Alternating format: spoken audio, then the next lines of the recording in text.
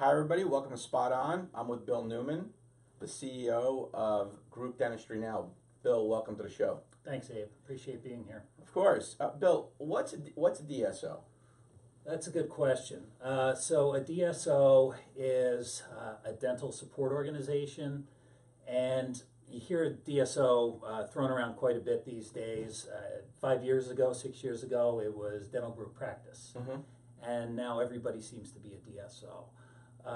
Definitions vary quite a bit, but what I would say, just to make it easy, is a dental group practice, so whether it's a group of dental practices or whether it's a single practice that has multiple docs working in one location, it's a group practice, right? It's not a DSO. A group practice becomes a DSO when they centralize the support, the non-clinical functions. And when you say group practice, you know, you're saying that a dentist that has multiple offices, right?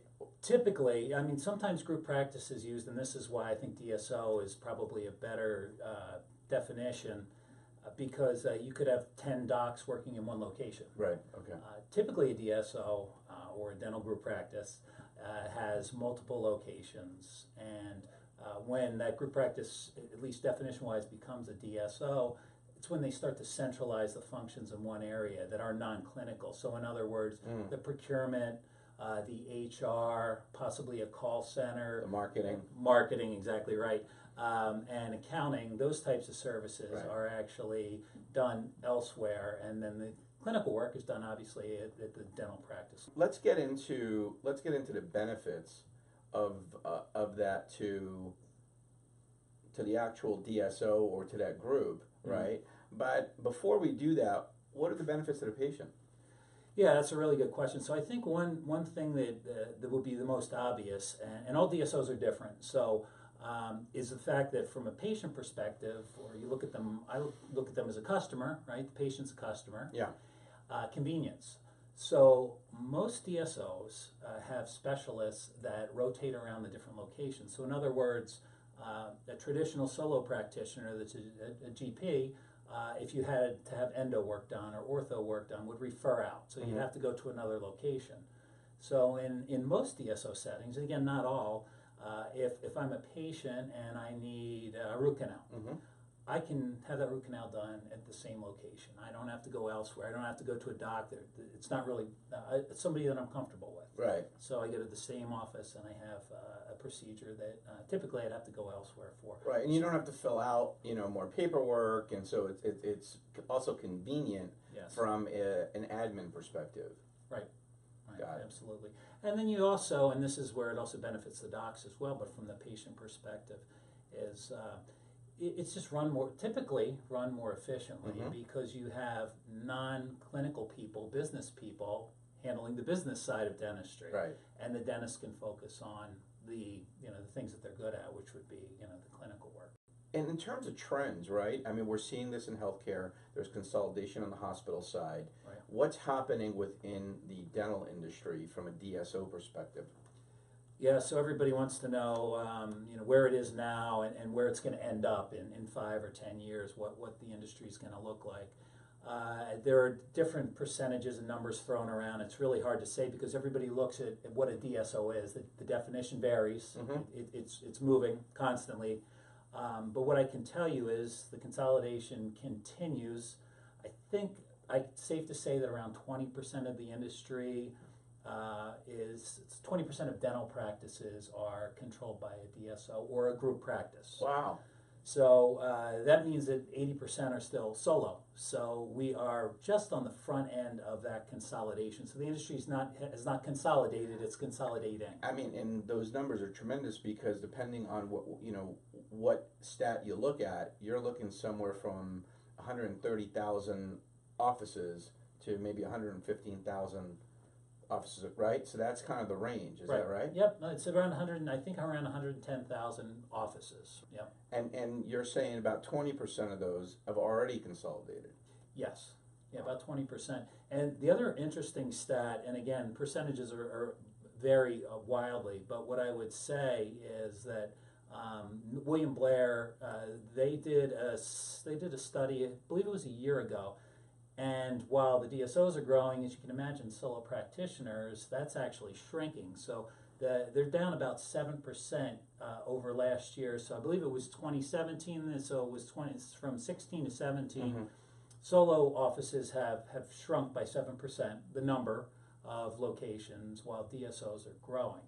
So, what that leads us to believe is that DSOs, and when I say DSO, a lot of them are run by dentists. So these aren't all private equity owned group practices. Some are owned by dentists. Right. And so you have the entrepreneurial dentists that are out there, and then some are owned by non-dentists or run by non-dentists. And you mentioned private equity. Let's talk about that a little bit, right? Okay. And so what's the role of private equity in the DSO world, in this consolidation? What's happening?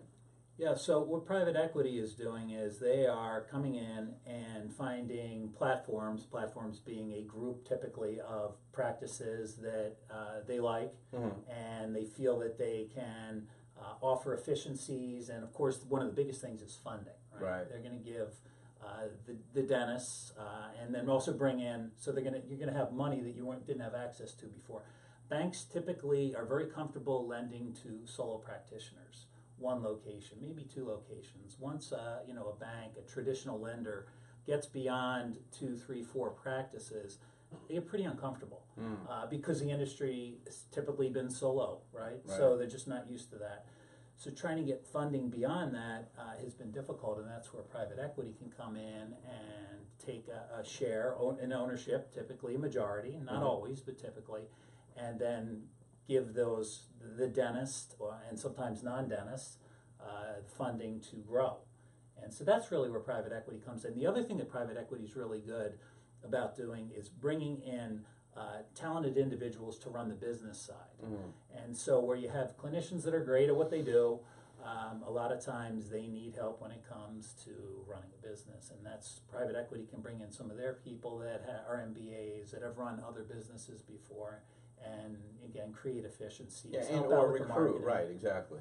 Yeah, recruiting as well. I mean, one of the things that we ought to be considering here is the effect of this consolidation on dental school graduates, right? Whereas in the past, these folks graduated and went into private practice, perhaps opened a private practice. Now they can go right from dental school right into a DSO. Yeah, it's very true. So there are more opportunities now than they once had. One of the struggles that I think all graduating students have, whether they're dental students or whatever that it is they graduate, is the student debt. Add dental school on top of that, so you have your undergrad debt and then you have student debt, and it makes it pretty difficult for a dental student to hang their own shingle.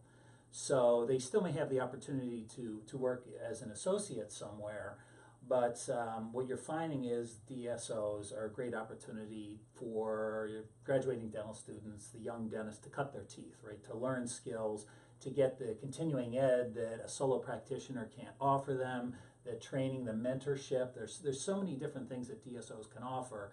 And then once that dental student, that young dentist pays down their debt, they can decide for themselves whether they want to hang their own shingle or whether they actually want to continue on with the DSO that may offer some career advancement opportunities at a solo office and associate. Right, but have them focus strictly on clinical, this way they don't have to worry about the business side of the house.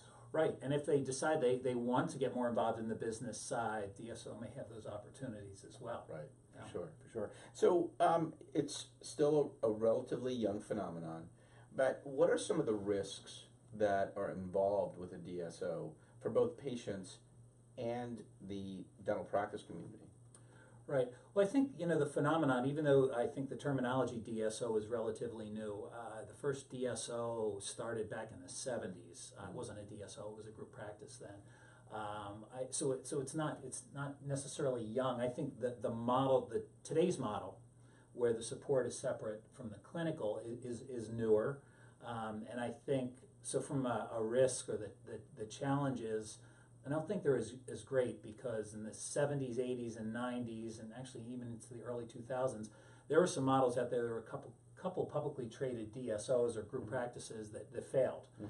And so what happened was this next generation, so the DSOs of today we see are built to last, and a lot of the issues have been worked out. Mm-hmm. So I don't think there's as much risk today. That's not to say that they're not all succeeding. I think some of the challenges for DSOs today are certainly on the HR side of things, recruitment and retention. Recruiting docs and even non-clinical staff is a real challenge. And there are some DSOs that have figured it out, Mm-hmm. but there's a lot of turnover. And so that's something that creates a real challenge for growth. Right, because if I'm a patient, right, and I go to your DSO, right, or your group practice, and I'm dealing with a particular dentist and they're not there anymore, that personal relationship, right, is absolutely critical. And so the product, for a DSO, from a marketing, a perception, even a product perspective, it would seem to me that the dentist plays a central role in holding things together, right? Right. Yeah. The dentist, the staff. That's the product, really. Right. And you're right. You need consistency with your product. You can't have turnover. You may have consistent branding, Mm-hmm. but the DSOs really need to figure out a way to keep their docs happy, to give them incentives to stay, whether it's ownership, Mm-hmm. whether there's some equity participation, whatever that looks like, and some have figured that out. Again, the models are all still a little bit different, but you have to keep them happy, and that way, of course, I think you retain the patients as well. Well, let's talk a little bit about the actual delivery of care, Okay. right? And are there any trends from a patient perspective that you're seeing? For example, are we able to, through a DSO, get better access to oral cancer screenings or better technology? Right. So yes, you hear. I think there's a perception that DSOs are trying to save a buck, and they're not investing in these technologies, and they want to go for the least expensive technology or thing. Right? It might not even be technology. Where DSOs have buying power and they can command the best prices. What I see is really DSOs and group practices, emerging groups that are dentist-owned, embracing technology and looking at it as a way to be efficient, but also offer the best patient care. And you see that with 3D imaging. You see that with the scanners replacing impression material slowly, but it's happening. Mm-hmm. You see teledentistry emerging, which also provides access to care in urban and in rural areas. So I think what you 3D see, printing probably is coming, and if it's Yes. not already here. yeah, to a lesser extent, there's the 3D printing, and I think as that starts to get more cost effective and the platforms become more, they talk to each other because you have that issue as well. I think that you're going to find 3D printing as well. You see the single patient crowns where the crowns are done in office. It's an exciting time. If you have technology that seems to be, whatever that technology is, whether it's practice management technology, whether it's imaging technology, whether it's the scanners, Mm-hmm. that's what you see. Procurement as well, some procurement platforms that are coming out. That's what DSOs really are looking at versus materials. Bill, the show's called Spot On, Yes. so we're going to put you on the spot. Okay. Where's the DSO industry in 5 years, in 10 years? Wow. Okay. If everybody's has bought their lottery tickets yet, I wish I knew. What I will say, it's going to continue to consolidate. I think what you're going to see from a percentage standpoint, I think we're going to see in 5 years, we could see 25% of the industry consolidated in 10 years, Mm-hmm. maybe 30.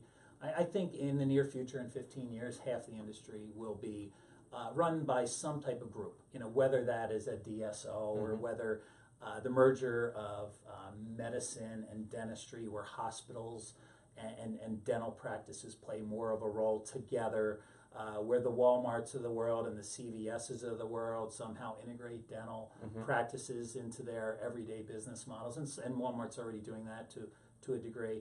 I think you'll see that. So you'll see this type of consolidation where the solo offices, there'll be less of them, But there's always going to be a place for solo dentistry, at least in the near term.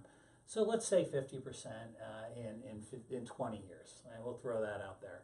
But I will say that the exciting thing is that there's this entrepreneurial spirit with these young dentists, and it's not the end of dentists running dental practices.